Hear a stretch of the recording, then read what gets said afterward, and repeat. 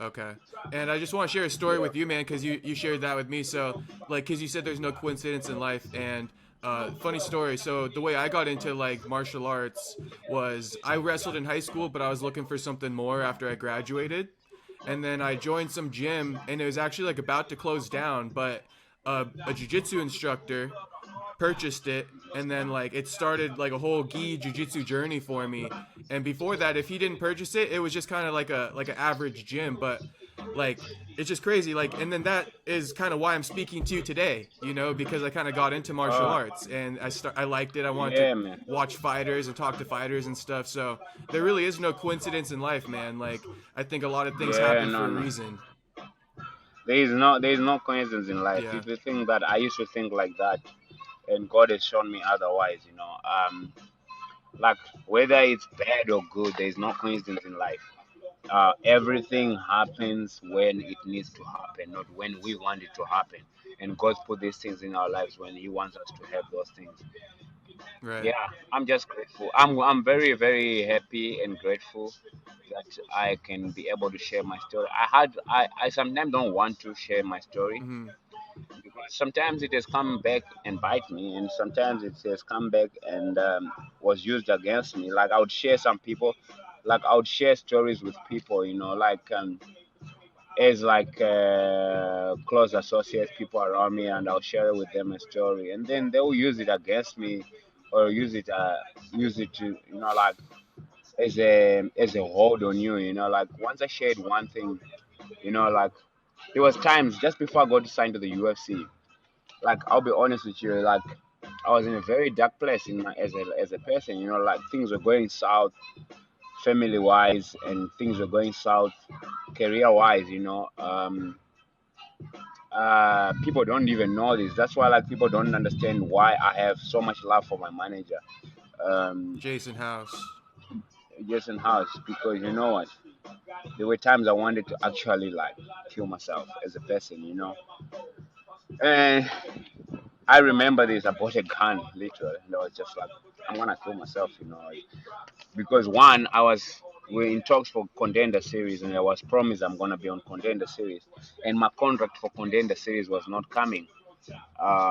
And I had this third degree burn. You see my hand, my, Yeah. my arm over there. Yeah. I had a third degree burn on my arm.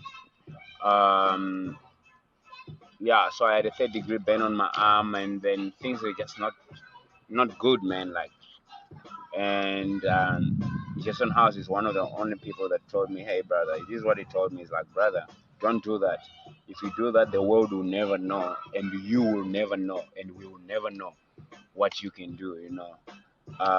And that just speaks volumes as a person. So like I've shared this story maybe with other people Mm-hmm. that were close to me then. I mean my troubles. I've shared my troubles with some people, and they felt like me sharing my trouble with them. It was almost like a hold for them to say, "Oh, we were there for you when you were down, so Mm. you cannot be." You know what I'm saying? Whereas like I just wanted someone to talk to, maybe in Yeah. that time and moment, and I shared with them my story, and they felt like, okay, cool.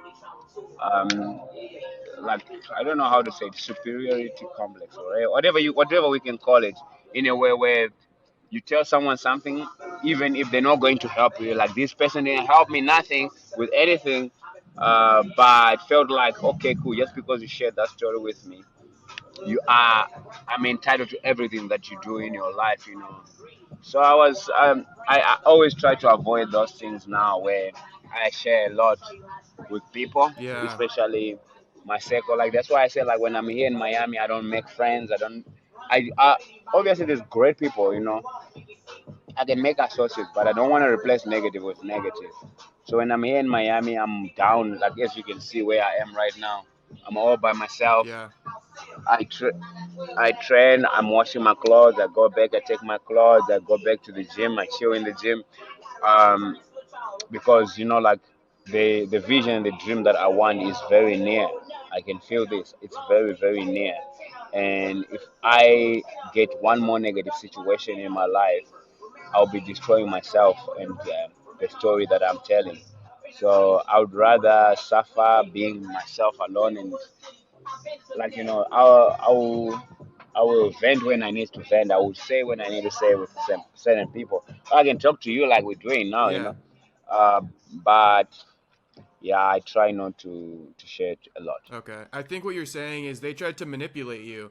What happened is you said Yeah. like, "Hey, I was going through something," and then they used like hearing that as a way to get something from you. Once you, it sounds like you probably achieved a little bit of success. All of a sudden, it's like, "Hey, why aren't you there for me?"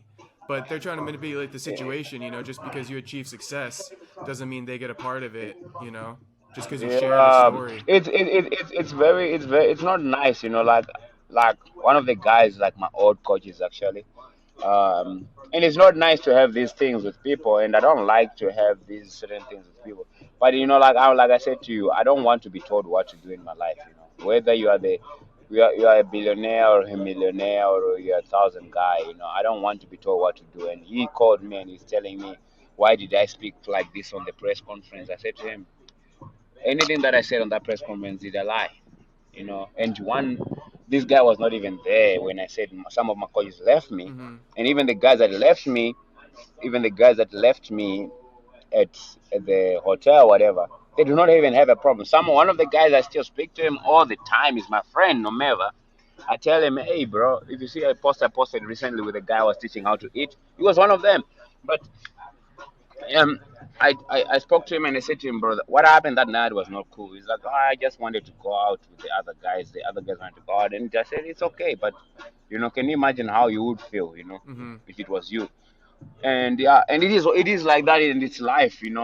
And there's this guy, he was not even part of the team that came with me to Las Vegas for that first fight, and he had the audacity to call me and try to say, and he even threatened me with all kinds of stuff, and I was not happy with that. Yeah. Um, it's not nice. Especially like for me, I feel like I could have helped him even with certain things in life. But like people want to control other people, and I'm not that guy. I don't like to be told what to do. I want to say what I want, and when I say and vent, people don't know how much pain I went through leading up to that fight. So when I go to that press conference and I say what I said, I was speaking from my heart. I didn't speak from anything. I spoke from my heart on exactly what I felt in that moment in time. Because you know what? If you're not organic, if you're not authentic, this sport you're not gonna make it. And look at it now. I have made so many waves just by being sorry, No, you're good. just by being authentic. Like I spoke about my situation, the people, the life. Like even my brother, like I spoke even about my brother, but my brother understands. He knows me for a very long Yeah. time.